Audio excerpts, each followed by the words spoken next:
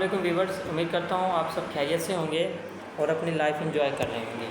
तो आज का मेरे वीडियो बनाने का मकसद ये है कि मैं ना आपको एक दिलचस्प सी कहानी सुनाने जा रहा हूँ। शायद आपने इसको सुन भी रखा होगा, लेकिन फिर भी आप इससे लुत्फ़अंदोज़ होइए। ये है एक कहानी है एक चालाक चिड़िया की। सब तो कहानी स्टार्ट करते हैं। एक चिड़िया थी, उसका नाम चिंची था। ठीक है, उसका नाम जो ना चिंची था। एक दिन की बात है कि चिंची चिड़िया गाय के पास बैठी थी और वो दाने चुग चुग कर खा रही थी। अचानक गाय के गोबर कर दिया और चिड़िया उस गोबर में दब गई और उड़ ना सकी।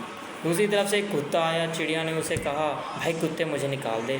कुत्ते ने कहा, मैं अगर निकालूंगा तो तू तुझे खा लूँगा। मतलब चिड़िया दबी हुई थी, वो कुत्ते से मदद मांगने लग जाती है। लेकिन वो जो कुत्ता था वो कहता है, मैं तेरी मदद करूँगा लेकिन मैं तुझे खा जाऊँगा जैसे तुझे मैं निकालूँगा। तो कुत्ते ने चिड़िया को गोबर से बाहर निकाला। जब चिड़िया ने कहा, मुझे धो लो, फिर उसके बाद तुम खा लेना। कुत्ता चिड़िया को नल के पास ले गया। वो चिड़िया को धोने लगा और उसे खाने लगा। चिड़िया ने कहा, मुझे मतलब है सिखा तो ले तो फिर खा लेना, मुझे सुखा लो फिर उसके बाद खा लेना। तो चिड़िया धूप में गई। थोड़ी देर में चिड़िया के सुर पर सो गया और फिर उड़ कर भाग गई। कुत्ता मुंह देखता रह गया। मतलब ये है कि हमें समझदार होना चाहिए, ऐसे किसी का भी बातों में नहीं आना चाहिए। तो ये एक चालाक चिड़िया की कहानी थी। तो आगे इंटरेस्टिंग कहानियाँ मैं आपको सुनाता रहूँगा। इससे पहले आप मेरे चैनल को सब्सक्राइब कर दीजिए। आज मैं आपको एक इंटरेस्टिंग कहानी की तरफ लेके जा रहा हूँ और ये कहानी एक दुल्हन की है।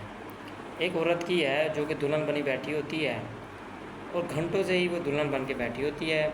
उसके सुर्ख रंग के जोड़ा उसने पहना होता है। उसके सर उठाकर एक चेहरे कमरे पर बैठी होती है।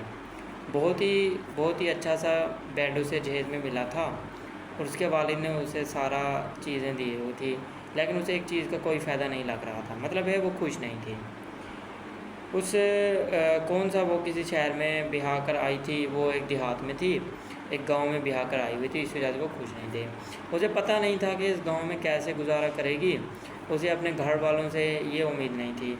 मतलब है उसके घर वाले ना उसकी शादी किसी देहात में कर देते हैं, तो उसे इस बात का मतलब उसको अच्छा नहीं लगता। और उस गांव में ब्याह जाती है तो उसने भी ये क्या किया होता है। तो उसे मतलब उसको वो उसने कपड़े डाले होते हैं जो दुल्हन मतलब साथ धर के बैठे थे, लेकिन उसको कोई भी फ़ायदा नहीं लगा क्योंकि उसने बेच की हुई थी और उसके लेकिन देहात में ब्याह दिया गया था तो वो उसे अच्छा नहीं लग रहा था। उसको वो यही सोच रही थी कि अगर उसने उस देहात में जाना था तो उसने इतनी तालीम क्यों हासिल की। ख़ानदान की जो बाकी लड़कियां हैं उनकी शादी भी पढ़े लिखे इंसान से हो रही है, लेकिन मेरी जो कि एक गरीब ख़ानदान में हो गई है। लेकिन ये क्या हुआ कि उसने मैट्रिक पास शख्स से हुई शादी, तो इस वजह से वो खुश नहीं थी। उसने उस शख्स को कभी नहीं देखा था, तो उसके रिश्तेदार लेकिन उसका दूर का रिश्तेदार था। उसका गुज़र कभी गांव से नहीं हुआ था। इसने सारी ज़िंदगी शहर में गुजारी थी, तो उससे शहर के ना अच्छे लगते थे, लेकिन देहात उसको अच्छा नहीं लगता था क्योंकि वो पहली मरतबा आई हुई थी और उसकी शादी किसी अपवर्ड इलाके में हो गई थी, तो जो कि उसके अच्छा नहीं लग रहा था। तो पहले वो शहर में क्योंकि ऐशो आराम से रह रही थी, उसको कोई चीज़ की तंगी नहीं थी, तो वहाँ रह रही थी। जैसे उसकी शादी किसी गरीब में हुई, गरीब ख़ानदान में हुई, तो उसे अच्छा नहीं लग रहा था। अच्छा जी, तो लड़की अपने घर में मौजूद थी। बहुत ना ही वो कोई अमीर उसे जो बंदे से शादी की थी वो कोई अमीर नहीं था, लेकिन सच ये है कि गांव के माहौल की आदी नहीं थी। उसे नहीं पता था कि गांव के लोग कैसे होते हैं। वो पढ़ी लिखी सुलझी हुई लड़की थी। इस तरह से वो अपने घर में रहती थी, खुशबाश रहती थी, अपने वालिदैन को प्यार करती थी, उसके भाई भी उसके साथ रहते थे, तो वो मतलब बहुत खुश रहती थी। लेकिन उसको ना शहर के ना हालात का शहर में रहती थी तो उसको देहात के हालात का पता नहीं था। लेकिन आहिस्ता आहिस्ता से उसकी जैसे ज़िंदगी उस घर में गुजरती है, तो वो आहिस्ता आहिस्ता उस इलाके में खुश होने लग जाती है। उसके पहले वो परेशान होती है कि मुझे कौन से घर में भेज दिया गया है, लेकिन बाद में ऐसा ऐसा से ना वो उस माहौल की आदी हो जाती है, तो उसको ना एक अच्छा सा माहौल मिल जाता है। उसका जो हस्बैंड होता है, चाहे वो उसने मैट्रिक होता है, लेकिन उसका एक अच्छा कारोबार होता है, डेयरी फार्म होता है उसका, तो वो उस पर मेहनत करता है। आहिस्ता आहिस्ता से उनके दिल में मोहब्बत भी पैदा हो जाती है, तो वो उस माहौल में एडजस्ट। इस कहानी का मकसद ये है, सुनाने का मकसद ये हो गया कि नसीब औरत का नसीब अल्लाह पाक जिस घर में भी जाती है तो औरत का अपना नसीब अपने साथ लेके जाती है, चाहे वो देहात में हो शहर में हो, उसकी इससे मतलब नहीं है। वो जहाँ पे जाएगी ना उसका नसीब उसके साथ होता है, जो उसके नसीब में होता है उसको वो मिलता है।